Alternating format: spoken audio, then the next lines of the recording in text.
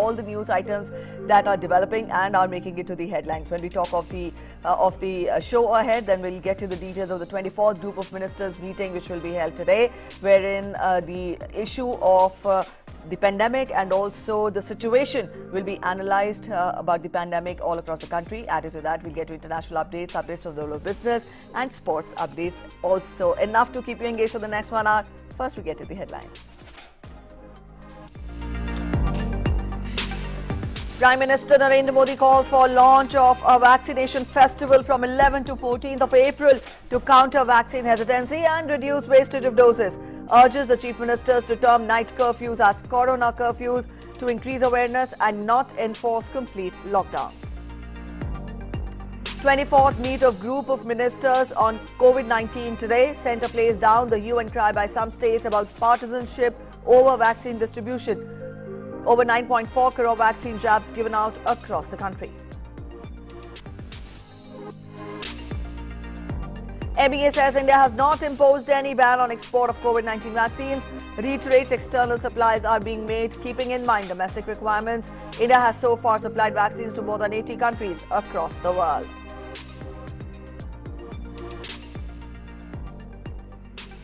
Prime Minister Narendra Modi to hold a virtual summit with Prime Minister of Netherlands, Mark Rutte. The summit follows the recent victory of Prime Minister Rutte in the parliamentary elections.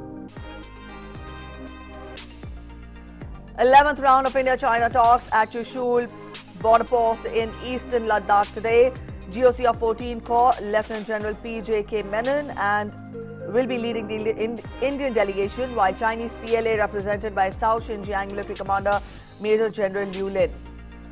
Defence Minister of Kazakhstan, Lieutenant General Nurlan Yermekbayev on India visit. Raksha Mantri Rajnath Singh will hold bilateral talks with Yermekbayev today. And 4 terrorists eliminated by security forces in 2 separate encounters in Jammu and Kashmir's Awantipora and Shopian. Joint operations in progress. Alright, those were the top stories. Let's get to the news in detail. Prime Minister Narendra Modi has chaired another meeting with chief ministers of all the states to assess the COVID situation in the country yesterday. Prime Minister stressed on the need to recall the past experience to contain this wave of COVID-19. He said that the nation has crossed the peak of first wave. Growth of cases is more rapid. Several states have crossed the peak of first wave and others are closing in. This is a matter of concern. People have become very casual and administration also seems to be lax. Now, this has created a lot of problems. Prime Minister called on all to buckle up and work on war footing to fight COVID. इस बार लोग पहले की अपेक्षा बहुत अधिक casual हो गए। अधिकतर राज्यों में प्रशासन भी सुस्त नजर आ रहा है।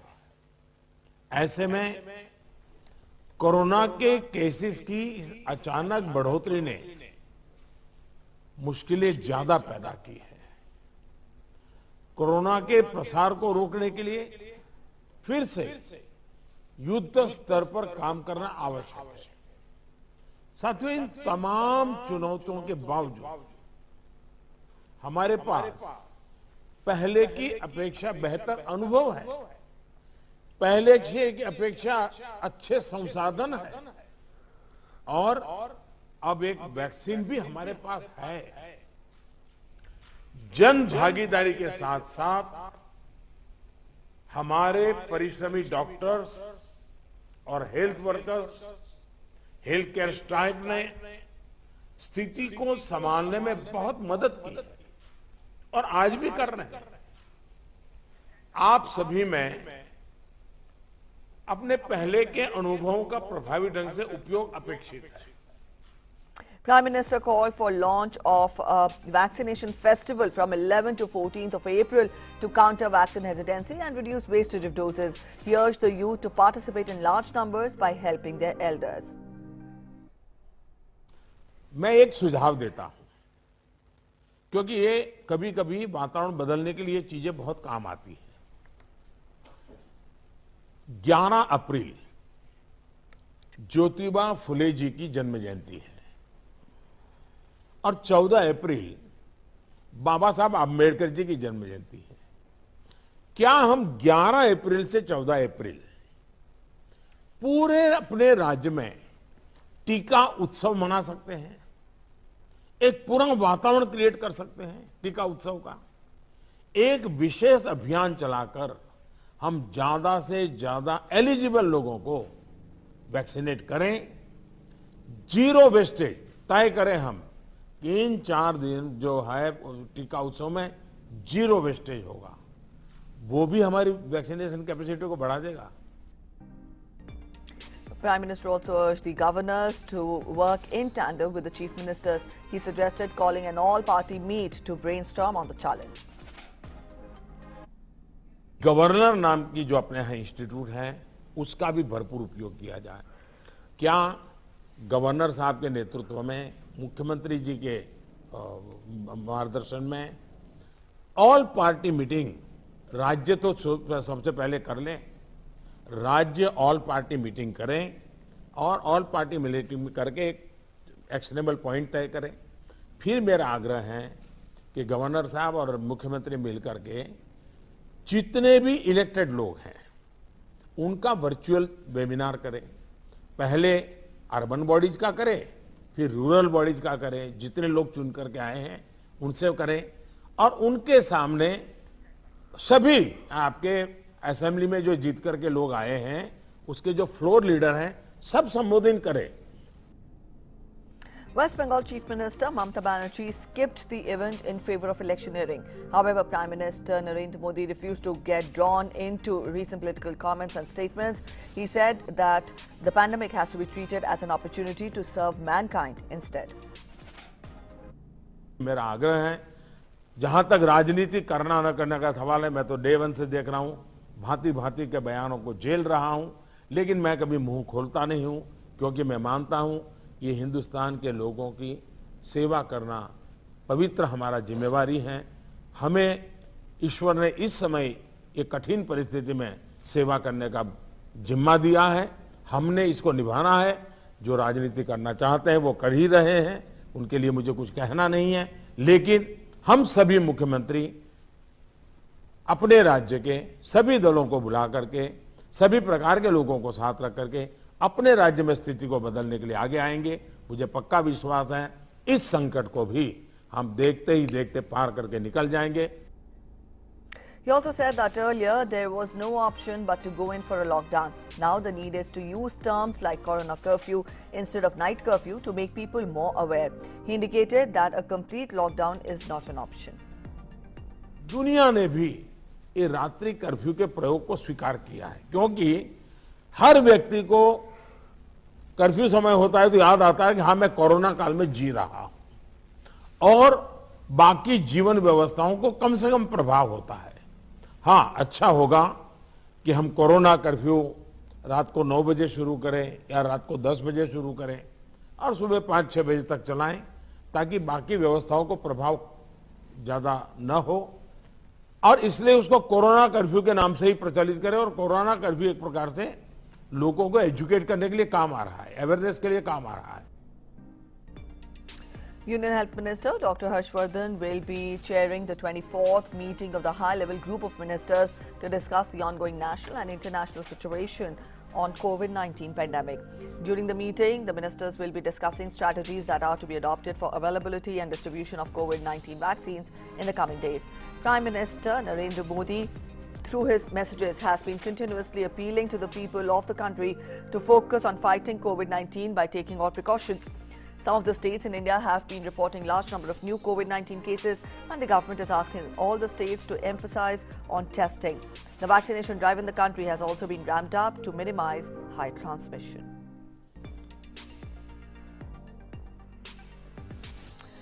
Also, Union Health Minister Dr. Harshvardhan has put to rest all the speculations about shortage of vaccines. In a series of tweets, he said, and I quote him, "Let's put an end to fear-mongering now." Health Minister also rejected the claims of shortage of vaccines in the country.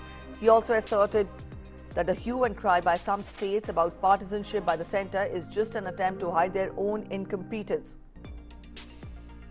He said that central government is continuously monitoring and enhancing the supplies of COVID-19 vaccines to states and union territories.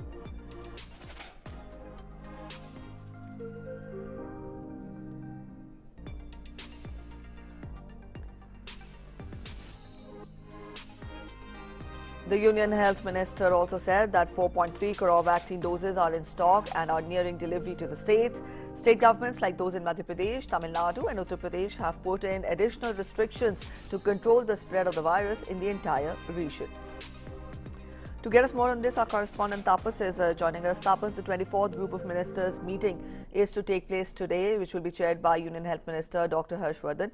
Added to that, also yesterday we saw that the Prime Minister held a meet with the chief ministers of the states. Now, talk more about it. When we talk of the fight against the pandemic, the government there, all guns out against the pandemic. What is to be taken up in the agenda today in the GOM?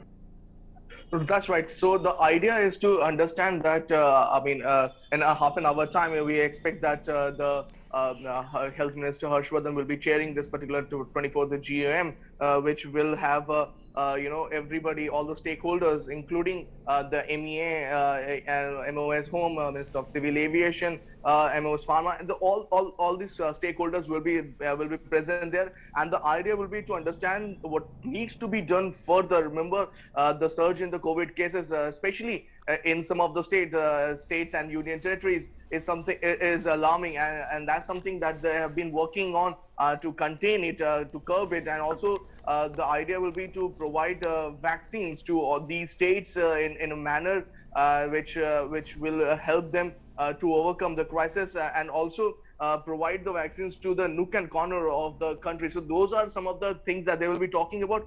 The emphasis will be especially on the states and union territories, especially the 11 states and union territories where the situation is of grave concern.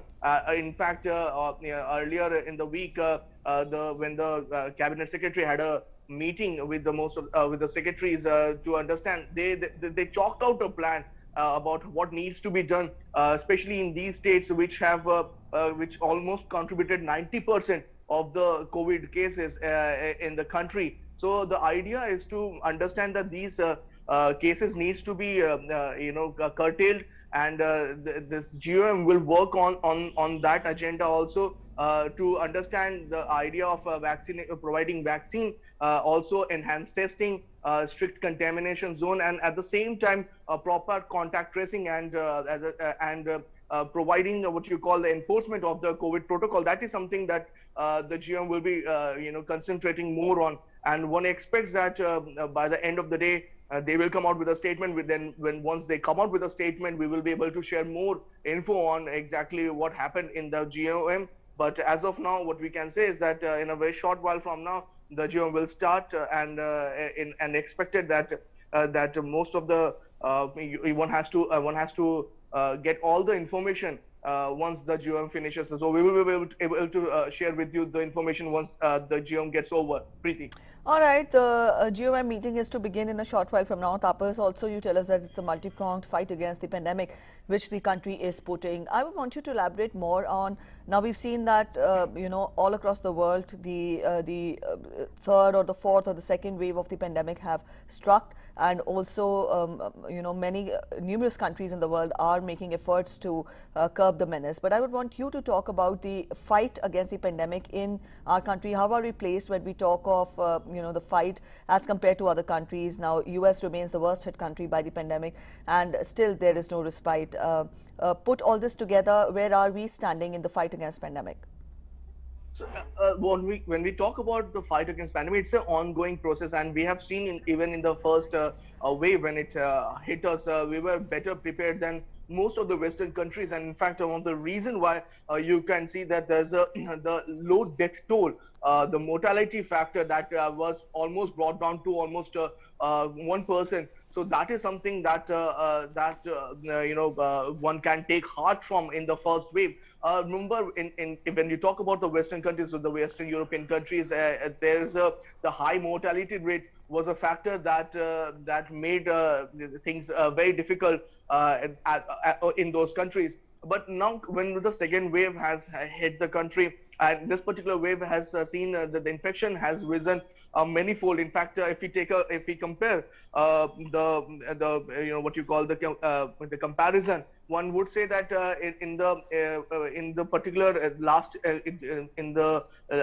year, the cases where we once saw that almost at the peak of the cases there was 90,000 cases per day that was coming out, but now this particular strain, it seems that the cases has risen even more. So the idea is to understand that the containment zone needs to be strictly followed.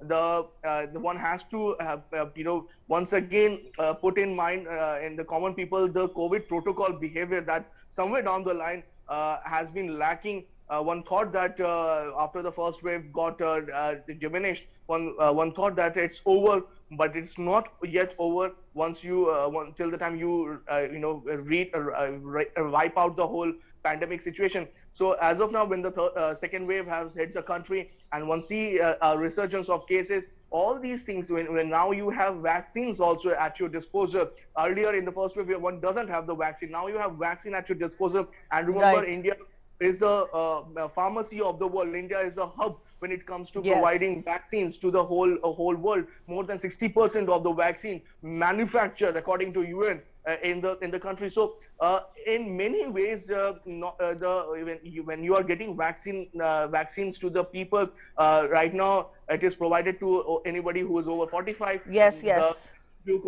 due course of time, that will Right. come down more.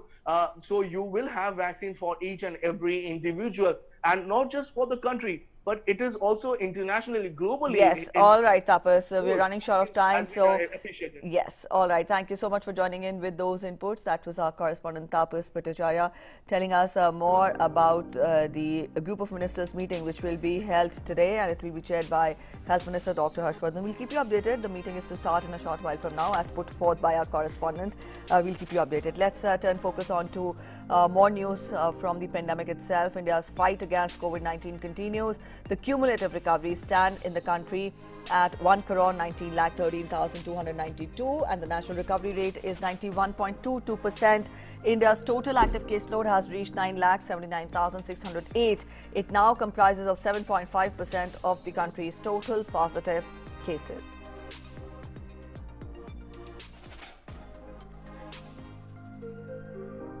In India's landmark achievement in its fight against COVID-19, the COVID vaccinations have crossed 9.43 crore mark. A total of 9 crore 43 lakh 34,262 vaccine doses have been administered so far. A total of 36 lakh 91,511 vaccine doses were given on April 8, the 83rd day of the nationwide COVID-19 vaccination drive.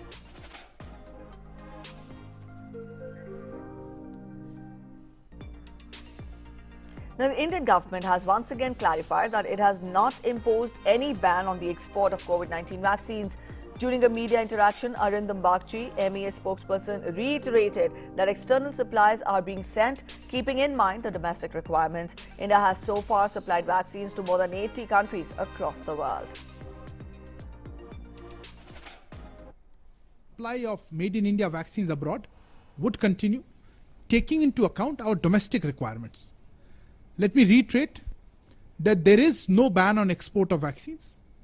In fact, the website of our ministry is being updated regularly to reflect that the supply of vaccines that are happening on a periodic basis. Regarding the issue specific to Serum Institute, I think I would refer you to the company itself. They would be best placed to answer any such question. And as regards the issue of procurement of raw material from the US, you would recall that Foreign Secretary had been informed during his briefing on March 12th that the issue had been taken up with the United States of America. In India, as many as 25 crore 40 lakh 41,584 samples have been tested for COVID-19. Now, according to the Department of Health Research, Ministry of Health and Family Welfare, on 8th of April, 13,64,205 samples were tested for COVID-19.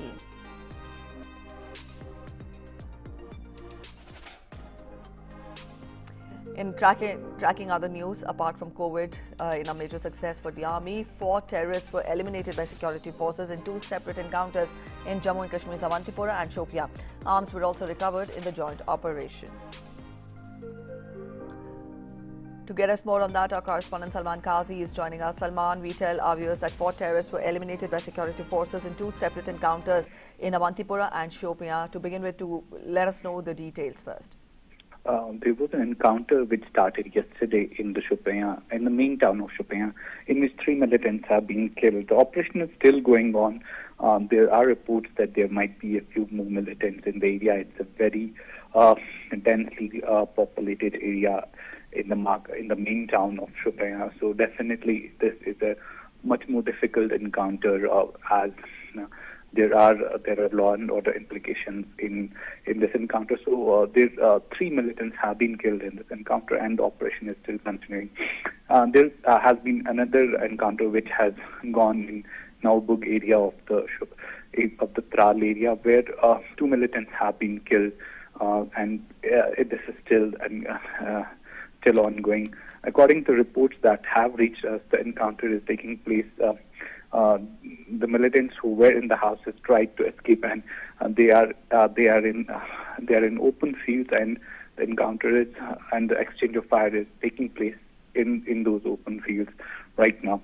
So all in all, 2 encounters in South Kashmir, 1 in Shopian and 1 in Tral, and 5 militants have been killed in these 2 operations. All right, Salman, we also tell our viewers that arms were recovered in the joint operation. Has the identity of the terrorists been established? No, identity has not been established as of yet. The usual SOPs that security forces follow are that once the operation is over, then the process of identification and group affiliation is done, and also the detail of ammunition or weapons that have been found are also given to the media. So right now, since the operations have not concluded, so these the details that we have are not definitive. All right. You also tell us that presently there is exchange of gunfire between the terrorists and the security forces in open fields there. Let us know more details of this, face-off, and also let us know more about the topographical details of the area wherein this encounter, this gunfire is taking place. You tell us that it is being, it is taking place in Tral. Spell out more on that as well. Yeah, the Tral, they were in a Naubug area in a village, but after some initial fires, they were located in the fields near the village. And the topography of Tral area is varied. It's mostly a mountainous area, but the villages are usually in the plain. So, but they have quick access to mountains also, which are heavily forested. I'm sure that the militants would have wanted to escape to the forested areas in nearby, and security forces have been able to manage to cordon them off. All right, Salman, thank you so much for joining us with those inputs. That was our correspondent Salman Kazi telling us more about the encounter. He also tells us that in Tral, in south of Kashmir, another encounter is taking place, and the gunfire is still going on between the terrorists and the security forces. We'll keep you updated. Let's turn focus on to India and China, who will be holding the 11th round of talks at Chushul BPO in the eastern Ladakh on the Indian side. Now, Corps commander of both the countries will discuss disengagement from remaining friction points in the region. Indian delegation will be led by GOC of 14 Corps, Lieutenant General P.G.K. Menon, and South Xinjiang Military Commander Major General Liu Lin will be leading the PLA delegation. The Corps commander level talks focus on other friction points like Ogra, Hot Springs and Depsang Plains in Ladakh. Southern banks and finger areas of Pangong Tso have been seen smooth completion of the disengagement after 10 rounds of talks. And on Thursday, China said that there will be no delay in talks with India to discuss disengagement of troops from eastern Ladakh.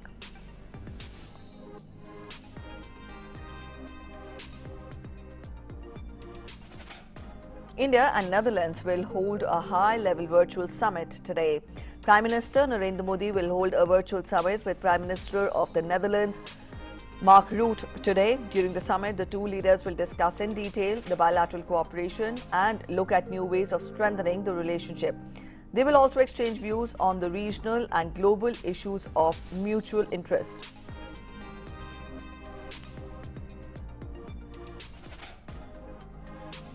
The forthcoming summit also follows the recent victory of Prime Minister Rutte in the parliamentary elections and will sustain the momentum in the bilateral relationship provided by high-level interactions.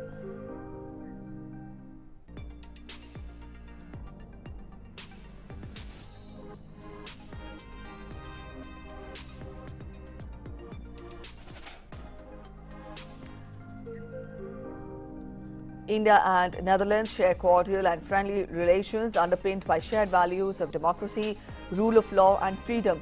Netherlands is home to the largest Indian diaspora in continental Europe. Both countries have wide-ranging cooperation, including in areas of water management, agriculture and food processing, healthcare, smart cities and urban mobility, science and technology, renewable energy and space. The two countries also share a robust economic partnership, with Netherlands being the third largest investor in India. There are over 200 Dutch companies present in India, with similar presence of Indian businesses in the Netherlands.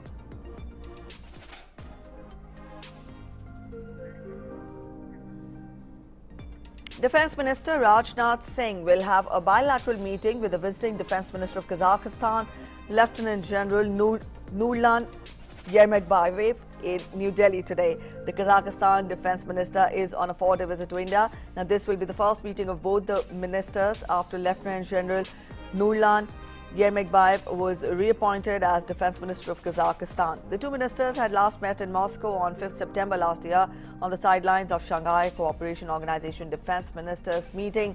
The Kazakh Defence Minister is in India on the invitation of Defence Minister Rajnath Singh. Defence Minister of Kazakhstan will also pay homage to National War Memorial, and he will later inspect Christ Service Guard of Honor.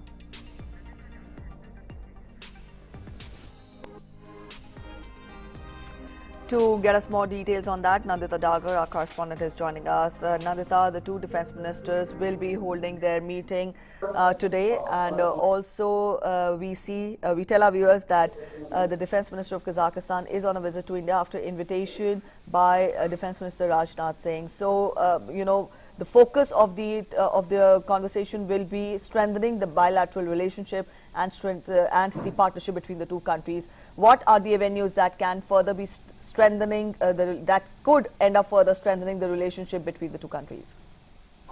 Yes. Hi, Preeti. As we speak, the general is currently laying a wreath at the National War Memorial. He will be meeting the Defence Minister, as you rightly said, around 11:45. He will be given the Tri-Service Guard of Honor at the Vigyan Bhavan lawns. As for your question, what are the areas which can be strengthened? India and Kazakhstan have a long history of defense exchanges. Not only do their service personnel get trained in our academies, we also exercise with them, conduct military exercises, army exercises in counter-terrorism and counter-insurgency exercises with them. And the last exercise we had with them was the Kazind exercise, which happened in Uttaranchal in 2019. Of course, after that, due to the pandemic struck and the exchanges were halted. Although, as you correctly mentioned, our defense minister had met the Kazakh defense minister, General Yermakbayev in the sidelines of the SCO summit. And Central Asia is very, very vital to India's interests. The Caspian region, the Central Asian countries, all of them hold reserves of oil and uranium, as well as rare earth metals, which are essential, and it is currently the focus of a great game which is on between Russia and China. Also, the minister, as you know, is in Delhi, but on Wednesday he was in Jodhpur and Jaisalmer. He's visited the Longewala border with Pakistan which was the site of a very big battle and a huge victory for India in the 1971 war. And as you know, we are celebrating 50 years of the 1971 victory over Pakistan and liberation of Bangladesh, which is being celebrated as the Swarnim Vijay Varsh. That is why he visited there. He visited the Jaisalmer Air Force Station. He will, in Delhi today, after his talks with the defense minister, which will focus on cooperation, exchanges, partnership, joint partnership, and exploring further avenues apart from research and development, and basically their personnel getting trained here in counter-insurgency, counter-terrorism, etc. He will be proceeding to Agra after the talks today. He will be visiting certain establishments there. So strong pillar.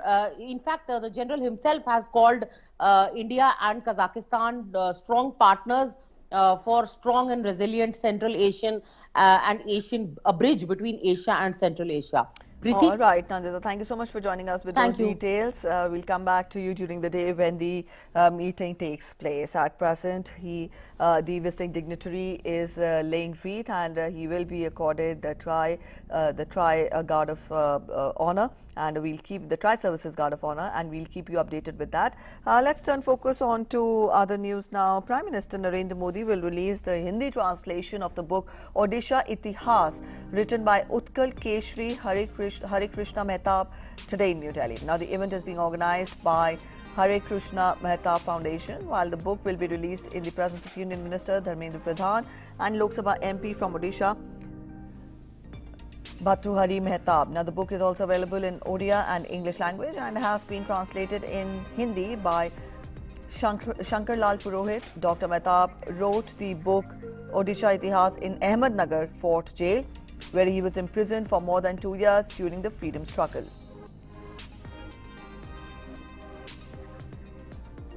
And on your screens, we have the details of the program today. Dr. Hare Krishna Mehtab was a notable figure in the Indian independence movement and was the first Chief Minister of Odisha in independent India. He served as Chief Minister of Odisha twice, from 1946 to 1950 and from 1956 to 1961.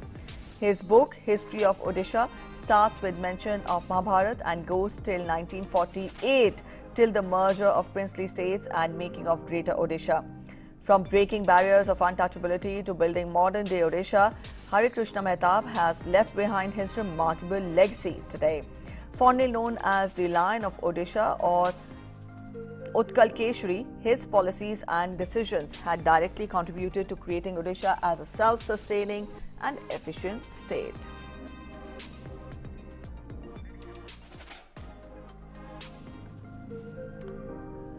"44 seats of 5 districts will go for polls in the 4th phase of assembly elections in West Bengal tomorrow. From experienced politicians and opposition leaders, from singer-turned-ministers to actors, the 4th phase is set to witness high-profile contests. Campaigning for the 4th phase ended on Thursday evening, and prominent leaders of all political parties were on their toes for the last-minute campaigning in support of their candidates.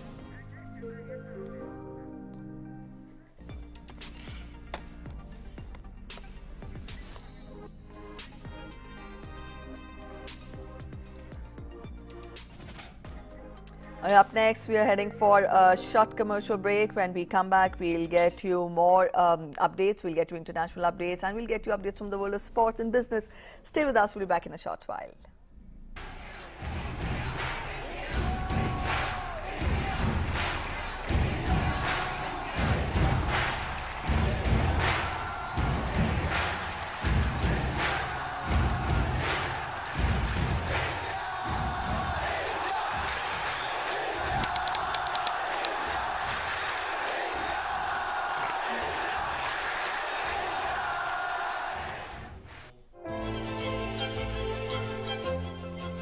Kitchen waste, green waste, dried leaves from the garden, which are a source of carbon. The money we received from the government added to our savings all went into the rice mill. I was into athletics before going in for judo, which really attracted me. It is a wonderful sport for girls and very beneficial.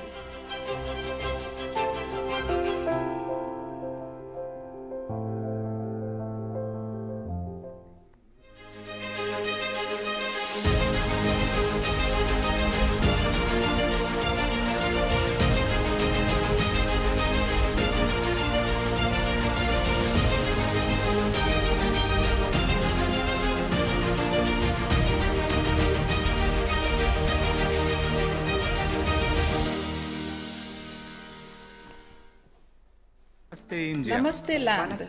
مرحبا إلى الهند. Salam India. Namaste India. Namaskar Bharata.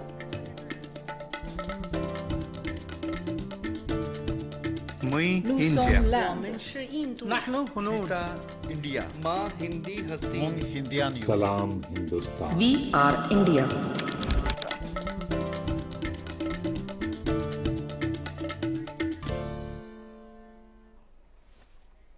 Welcome back after the break. You're watching news on the hour on DD India, and up next we get to international updates. To begin with, let's get you update on the COVID situation from across the world. Over 13 crore 45 lakh people worldwide have so far tested positive for COVID-19, while more than 10 crore 83 lakh people have recovered from the virus. The deadly virus has so far claimed more than 29 lakh 14,000 lives globally. The United States continues to be the worst affected country by the pandemic. More than 3 crore 17 lakh people have tested positive for the virus in the US, and over 5 lakh 73,000 people have lost their lives due to COVID-19 in the US so far. Brazil on Thursday set a daily record of 4,249 COVID-19 deaths, with the cases increasing unabatedly in the country. President Jair Bolsonaro called for a middle ground to be reached on the imposition of lockdown in Brazil. During his weekly streaming address, Bolsonaro softened his tone on measures to combat the lockdown and also called the country's pandemic situation very complicated. Brazil has reported more than 1 crore 32 lakh 86,000 cases of COVID-19. On a London wall, which was a blank canvas weeks ago, thousands of simple hand-drawn hearts now have filled the space. Stretching almost 500 meters along the southern bank of River Thames, each heart symbolizes the life lost to COVID-19 in the United Kingdom. It is the National COVID Memorial Wall for Britain's COVID-19 victims, filled with red and pink hearts painted all over it. Volunteers have painted around 150,000 hearts in memory of those who have lost their lives due to COVID-19, while more to be added to it as the death toll keeps climbing. The memorial was organized by the group COVID-19 Bereaved Families for Justice UK, which has called for a public inquiry into the government's handling of the pandemic. While Mayor of London was among those to visit the wall and pay his respects, the memorial's representative said that the wall has got to stay. More than 1,26,000 Britons have died of COVID-19 since the beginning of the pandemic, while the government had estimated death toll closer to 20,000 earlier. AstraZeneca's COVID-19 vaccine woes continue as more countries announced to limit the use of the vaccine shots. While Spain and Italy had already restricted the use of AstraZeneca to people aged over 60, joining them, Australia and Philippines have now limited the use of AstraZeneca. African Union dropped plans to buy the shot, dealing further blows to the country's hopes to deliver a vaccine for the world. However, Philippines also suspended the use of AstraZeneca shots for people below 60, reporting blood clot cases among the adult recipients. Meanwhile, Australia recommended those under 50 to get Pfizer's candidate in preference to AstraZeneca's. The African Union says it is now exploring options, with Johnson & Johnson having dropped plans to buy AstraZeneca's vaccine. AstraZeneca's vaccine is by far the cheapest and most high-volume launched so far, with no extreme refrigeration requirements. But more than a dozen countries have recently suspended partial use of the shot, citing health concerns. Meanwhile, Portugal and the Netherlands will also limit the use of AstraZeneca COVID-19 vaccine to people above the age of 60, following the rare cases of blood clots. The Dutch government's decision came a day after Europe's medicines regulator statement on AstraZeneca vaccine's possible link with blood clot cases emerged. Netherlands, which has ordered 12 million AstraZeneca doses, is among several countries to restrict the vaccine's use in recent days, following concerns about the side effects. However, European Union health ministers failed to agree to a common guidance on the use of AstraZeneca vaccine, despite calls for coordination across member states to combat any public hesitancy over taking the shot. Mexico's president on Thursday said that he will get the AstraZeneca COVID vaccine to boost confidence in the shot after it was linked to a rare blood clotting disorder. The statement came a day after Italy and United Kingdom recommended its use to be restricted to some adults. The 67-year-old president, Andrés Manuel López Obrador, said that the benefits far outweigh any risks of the low-cost shot, which is a core pillar of Mexico's vaccination strategy. Although several countries have drawn attention to possible links between the vaccine and blood clots cases, Mexico's health regulator informed that there is no plan to limit the shot to any age group, while it is still investigating the information.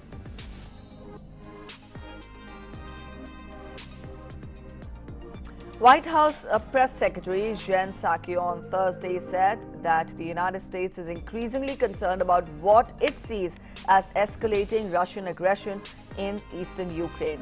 She also said that the White House is discussing Russian troop movements and ceasefire violations with its NATO allies. The United States is increasingly concerned by recent escalating Russian aggressions in eastern Ukraine, including Russian troop movements on Ukraine's border. Russia now has more troops on the border with Ukraine than at any time since 2014. 5 Ukrainian soldiers have been killed this week alone. These are all deeply concerning signs. We are, of course, President spoke with President Zelensky, as you know, last week. In addition to reassurances to Ukrainian officials, the United States, we are also discussing our concerns about the increase in tensions in ceasefire violations and regional tensions with NATO allies. So that's another part of the conversations that is ongoing. The United States on Thursday donated field hospitals to Argentina to aid in efforts to combat the spread of COVID-19. The head of the U.S. Southern Command met with Argentina's defense minister in Buenos Aires for an event to mark the donation of the 3 field hospitals. The U.S. has also donated oxygen generators and also other medical equipment to treat the COVID-19 patients. Argentina has so far reported more than 2.4 million cases of COVID-19. The deadly virus has claimed over 56,000 lives there. At least one person was killed and several others were wounded on Thursday when a gunman opened fire at Kent-Moore Cabinets in Bryan in central Texas. The latest incident is among the several mass shootings in the United States over the past 3 weeks. Police chief said that the suspect was believed to be an employee of the business. The suspect has been taken into custody. This afternoon, Bryan police received a call to Kent-Moore Cabinets of an active shooter. Officers responded to the scene and arrived in a fairly short period of time. However, the shooter had gone by the time officers got here. They did, however, discover some people hurt that had been shot. Initially, 4 people were transported to St. Joe Hospital in critical condition with gunshot injuries. One other person was transported with no injuries, apparently it was an asthma attack, and 1 person was deceased at the scene. The violence follows a string of more than a half dozen deadly mass shootings across the U.S. since mid-March, including rampages that killed 8 people at several Atlanta area spas, 10 people at a supermarket in Boulder, Colorado, and 4 people, including a 9-year-old boy in Orange, California. U.S. President Joe Biden formally announced a series of executive orders aimed at ending gun violence in America. The president has called on the Justice Department to crack down on ghost guns, unregistered firearms assembled from kits, and gun accessories that can functionally transform pistols into rifles. The White House has described the announcement as the first step to curb mass shootings, community bloodshed, and also suicides. Violence in this country is an epidemic. Let me say it again. Gun violence in this country is an epidemic, and it's an international embarrassment. We should also ban assault weapons and high-capacity magazines in this country. We want to rein in the proliferation of so-called ghost guns. These are guns that are homemade, built from a kit, that include directions on how to finish the firearm. You can go buy the kit. They have no serial numbers. So when they show up at a crime scene, they can't be traced. And the buyers aren't required to pass a background check to buy the kit, to make the gun. Consequently, anyone... All right, from here we take you to the 24th edition of the meeting of the group of ministers, which is being chaired by Union Health Minister Dr. Harshvardhan, and he is chairing the meeting and addressing. Right now, 0.46% of the active critical patients, they are on ventilator, 2.31% are in ICUs, and 4.51% are on oxygen supported beds. In the last 24 hours, we have lost 780 patients in the country. Our fatality rate, fortunately, continues to actually come down, and right now it is 1.28%.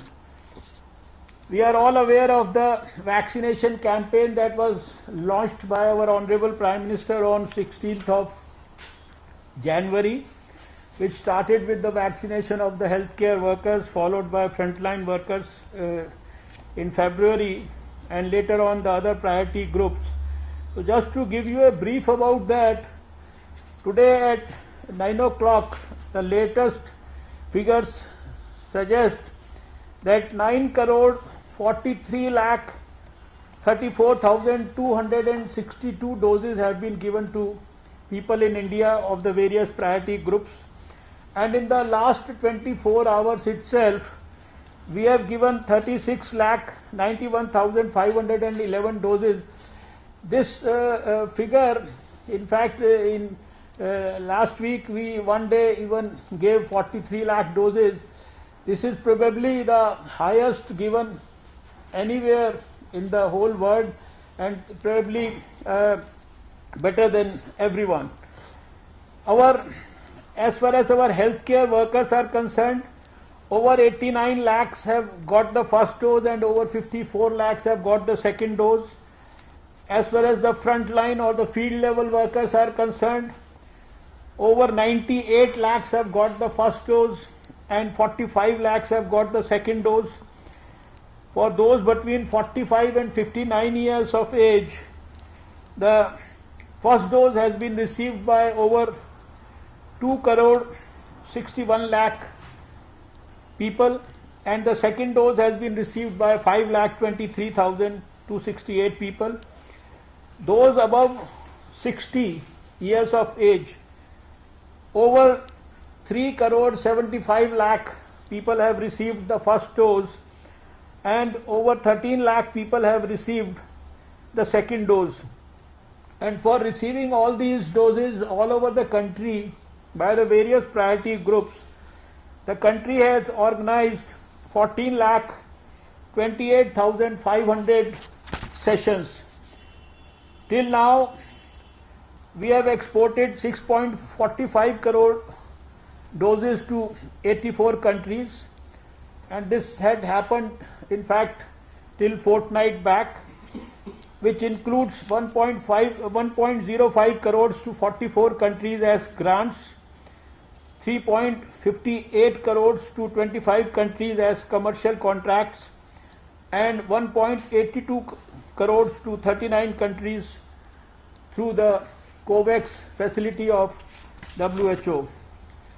As far as on the testing front, the update is that we have a testing capacity and capability of testing over 13 lakh people in a day, and till now we have tested over 25 crore 71 lakh 98,000 people in the country, and in the last 24 hours itself we have tested 13 lakh 64,000 people.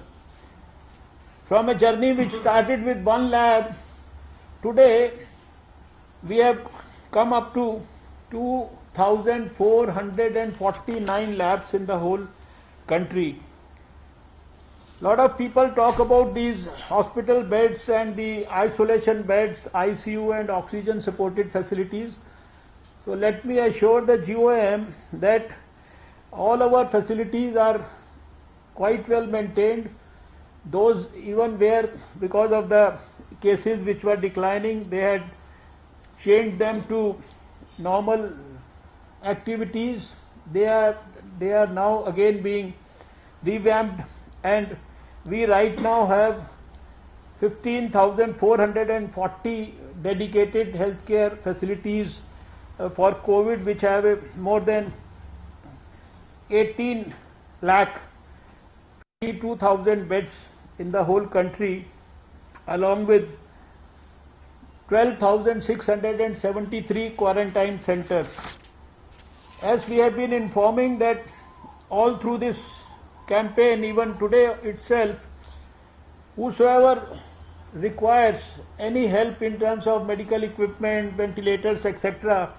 So we have already delivered 408.49 lakh and 95 masks, 169.51 lakh PPE kits, and almost 37,000 ventilators to the whole country. So the situation today, we are all aware that we are witnessing a surge in COVID cases. This week itself, I had a video conferencing with all the 11 health ministers of the states where the majority of the cases are being contributed from. Yesterday itself, our Honorable Prime Minister had a very detailed meeting with all the chief ministers and the governors and the lieutenant governors of the UTs, and he has given a very detailed guidance and has enthused the whole country. We all know that it's because of the casual approach that has been adopted, unfortunately, by the society, and some sort of laxity everywhere in following the discipline of the COVID appropriate behavior that has probably resulted in this surge in the cases. So today in this group of ministers, I would like everybody to, after a brief presentation by Dr. Sujit Singh, our Director of the NCDC, we would like to have some valuable advice from the members of this GOM so that we can handle the current crisis which has erupted over the last 2 months itself, and see that these rising numbers, they again start declining and we can come back to normal and score a convincing win over COVID. So with these few words, I would once again thank all of you and request Dr. Sujit Singh, our Director of the National Center for Disease Control, to give a brief presentation about the present situation in the country, and of course in reference to the international prevailing scenario. Dr. Sujit Singh, please.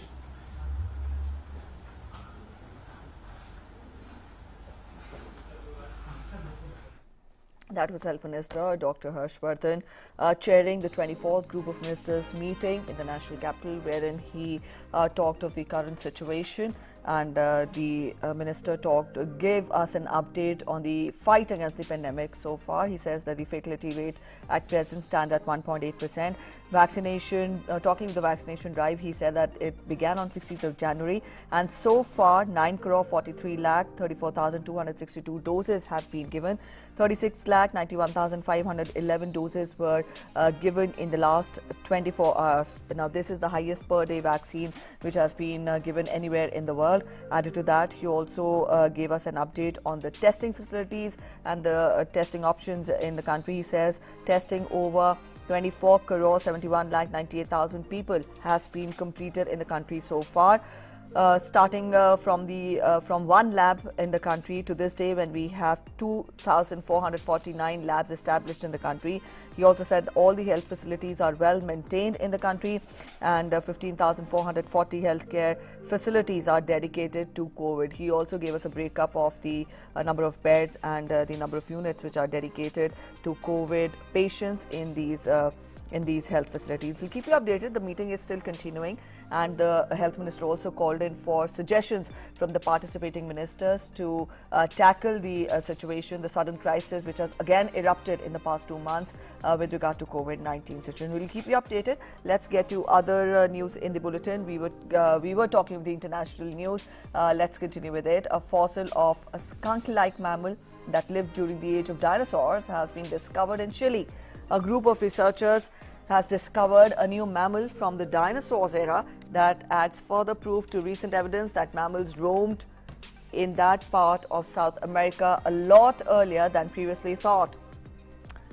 Called as Ornitharium zen, this species inhabited South Chile's Magallanes region during the Mesozoic era of the dinosaurs. And a handful of endangered sea turtles have been returned to Israel's Mediterranean waters after surviving a massive oil spill. It required to undergo weeks of cleaning, including gastric purges with mayonnaise. The disaster in February on crude released from a passing ship blighted coasts, causing huge wildlife casualties. While 29 green or loggerhead turtles washed up dead, 3 of each endangered breed were rescued by Israel Nature and Parks Authority. Tube-fed mayonnaise also served to expel oil that had been swallowed or inhaled by the snappers. The authorities said that these special animals are on the verge of extinction, so every turtle that goes back to the sea and survives will bring back more turtles in the future.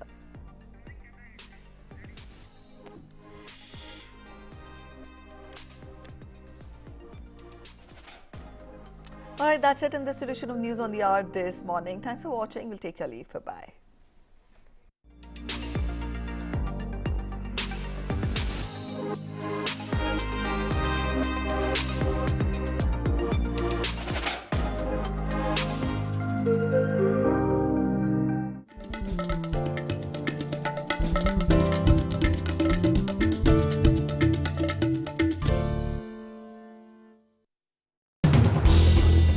As the day unfolds and news and events take shape, we get you complete coverage of every news breaking in, tracking new developments as they happen. Midday Prime